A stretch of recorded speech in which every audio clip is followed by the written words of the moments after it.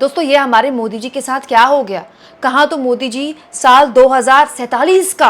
Road map लेकर चल रहे थे, 1000 साल आगे का प्लान लेकर चल रहे थे, और अब यही नहीं पता कि मोदी जो सरकार बनाने जा रहे हैं उसमें कहीं उनकी पूरी की पूरी राजनीति ना खत्म हो जाए। दोस्तों ये सरकार बनेगी तो कैसी बनेगी, कौन मंत्री बनेगा, नीतीश और नायडू अपनी शर्तें मनवा पाएंगे कि नहीं मनवा पाएंगे, ये सरकार चलेगी कि नहीं चलेगी, ये सवाल तो अब आप साइड रख दीजिए।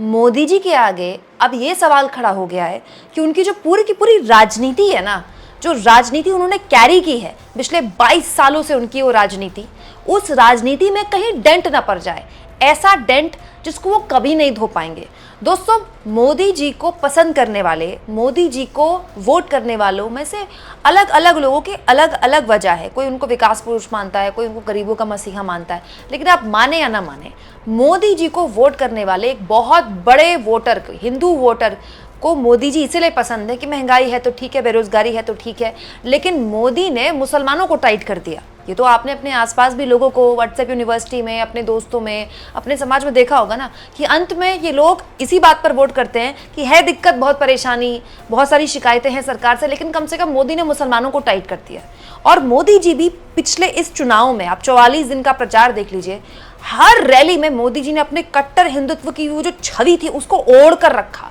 मुस्लिम, मछली, मंगलसूत्र, मुजरे, राम मंदिर में बाबरी ताला, राम मंदिर में बुलडोजर, क्या क्या नहीं कहा। साफ तौर पर इस देश के मुसलमान को घुसपैठिया, ज्यादा बच्चे पैदा करने वाले जैसे शब्दों का इस्तेमाल किया। लेकिन अब लगता है कि चंद्रबाबू नायडू के साथ सरकार बनाना मोदी जी की पूरी जो कट्टर हिंदुत्व की छवि है ना, जिसके लिए उनका वोटर, उनका कोर वोटर उनसे बहुत प्यार करता है, तमाम दिक्कतें होने के बाद भी उनका कोर वोटर सिर्फ इसीलिए उनको वोट करता है, उस छवि पर डेंट लगने वाला है। दोस्तों ये है चंद्रबाबू नायडू के बेटे नारा लोकेश। दोस्तों आप कह सकते हैं कि नारा लोकेश ही नायडू की पार्टी का भविष्य है।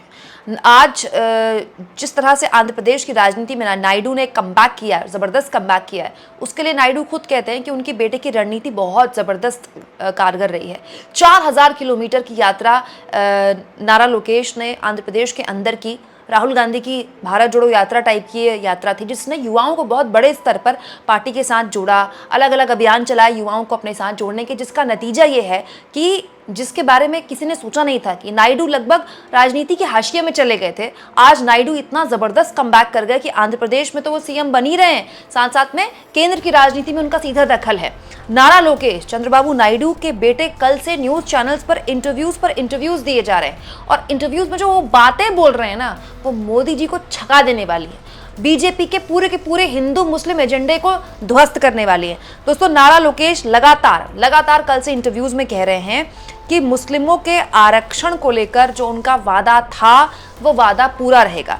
दोस्तों मैं आपको बता दूं कि चंद्रबाबू नायडू का जो वोटर है आंध्र प्रदेश के अंदर, उसमें बहुत बड़ा जो चंक है, बहुत बड़ा वोटर जो उनको पसंद करता है, वो मुस्लिम भी हैं। चंद्रबाबू नायडू ने अपने घोषणा पत्र में मुस्लिम आरक्षण का जिक्र किया था, और इसे लेकर बहुत से सवाल उठे थे कि भाई आप केंद्र में ऐसी पार्टी के साथ सरकार बना रहे हैं जिसको लेकर पूरा का पूरा चुनाव, मोदी जी ने आपने देखा होगा पूरे के पूरे चुनाव में मुस्लिम आरक्षण को लेकर क्या क्या नहीं कहा था, धर्म के नाम पर आरक्षण पर क्या क्या नहीं कहा था। तो ये सवाल नारा लोकेश से पूछे जाने लगे, नायडू से पूछे जाने लगे कि फिर क्या आंध्र प्रदेश में ये आरक्षण बंद हो जाएगा। तो इसको लेकर नारा लोकेश ने कल से अपनी स्थिति साफ करते हुए कहा, ये मुस्लिमों का आरक्षण पिछले 2 दशकों से चल रहा है, हम इसके साथ खड़े हैं, इसको जारी रखेंगे। यही नहीं दोस्तों, नारा लोकेश आगे कहते हैं कि ये सच है कि अल्पसंख्यक यानी कि मुसलमानों को लगातार कष्ट झेलना पड़ रहा है, उनकी प्रति व्यक्ति आय सबसे कम है, सरकार के तौर पर उन्हें गरीबी से बाहर निकालना मेरी जिम्मेदारी है, इसलिए जो भी निर्णय लेता हूँ वो सरकार के लिए नहीं बल्कि उन्हें गरीबी से बाहर निकालने के लिए लेता हूं, ये तुष्टीकरण नहीं है।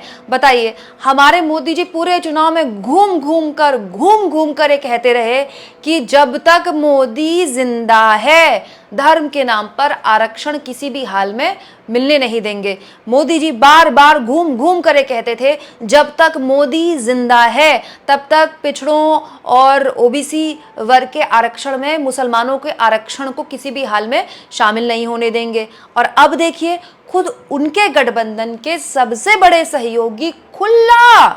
खुला कल के न्यूज चैनल्स में कल से लगातार ये कह रहे हैं कि मुस्लिम आरक्षण तो जारी रहेगा। इसके अलावा दोस्तों बहुत बड़ी बातें घोषणा पत्र में और भी कही गई हैं टीडीपी द्वारा। इसमें हज यात्रा में मुसलमानों को मदद की बात कही गई है। इसके अलावा बहुत से हज हाउस बनाने की बात कही गई है, मौलानाओं को पेंशन की बात की गई है, उनको सैलरी देने की बात की गई है, जो बुज़ुर्ग गरीब मुसलमान हैं उनको वित्तीय मदद की बात दी गई है। तो आप कह सकते हैं कि मुस्लिम तुष्टीकरण को लेकर जो पूरा का पूरा प्रचार मोदी जी ने 44 दिन 50 दिन का चुनाव प्रचार में किया,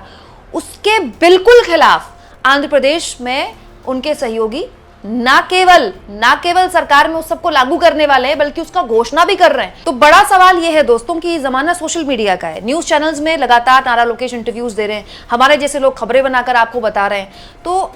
न्यूज चैनल वाले भले ही इस खबर को छुपा दें, लेकिन ये तो सच्चाई है ना कि खबरों का संचार बहुत तेजी से है। तो मोदी जी का जो कट्टर हिंदू समर्थक है, जो हर समस्या के लिए मतलब महंगाई, बेरोजगारी इग्नोर करते होने के बावजूद भी, पेपर लीक जैसे मुद्दे, तमाम गरीब अमीर के बीच की बढ़ती खाई,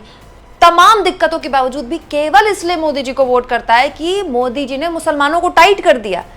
जब उसको ये बात पता चलेगी कि मोदी जी ने तो कहा था कि जब तक वो जिंदा हैं धर्म के आधार पर आरक्षण किसी हाल में देने नहीं देंगे, और उनके सहयोगी आंध्र प्रदेश में सीना ठोक कर कह रहे हैं कि हम तो हो नहीं सकता कि 2 दशक से जो मुस्लिम आरक्षण मिल रहा है उसको हम रोक लें, इसके अलावा सुविधाएं नहीं बढ़ाएंगे मुसलमानों के लिए।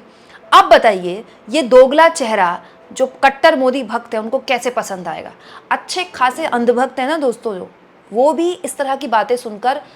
चिढ़ जाएंगे, उनको बुरा लगेगा, क्योंकि वो एक विचारधारा की वजह से बीजेपी के साथ जुड़े हैं, जिस विचारधारा को मोदी जी ने लगातार हवा दी है। लगातार मोदी जी की पिछले 10 साल की राजनीति इसी विचारधारा पर एक तरह से न केवल उसकी बुनियाद है बल्कि मोदी जी ने उसको कैरी किया है। बल्कि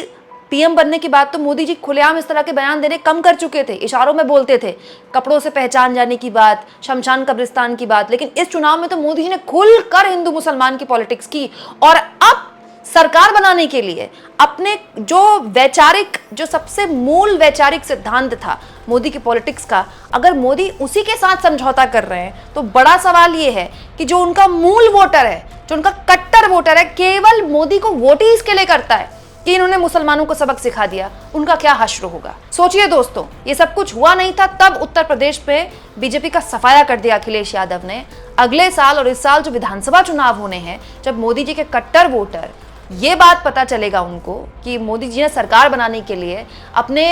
जिन बातों पर चुनाव लड़ा था उन्हीं को एकदम तिलांजलि दे दी, साइडलाइन कर दिया, वो क्या हश्र करेंगे बीजेपी का। आने वाला वक्त बीजेपी के लिए ना केवल मुश्किलों भरा है बल्कि मोदी जी को भी अपने कट्टर समर्थकों को जवाब देते नहीं बनेगा। आज भले ही मोदी जी एनडीए कर रहे हो, लेकिन यह सरकार मोदी जी की पूरी पॉलिटिक्स पर ना केवल एक बहुत बड़ा क्वेश्चन मार्क लगाने वाली है बल्कि मोदी जी को ऐसे चौराहे पर खड़े करने वाली है जब वो ना इधर के रहेंगे ना उधर के रहेंगे। आपके हिसाब से दोस्तों अब मोदी जी के आगे पॉलिटिक्स में क्या विकल्प बचता है, कमेंट बॉक्स में जरूर लिखें, और जितना हो सके चैनल को शेयर करें, सब्सक्राइब करें, और थैंक्स और ज्वाइन के ऑप्शन से अगर आप चाहें तो कुछ आर्थिक मदद भी चैनल की जरूर करें।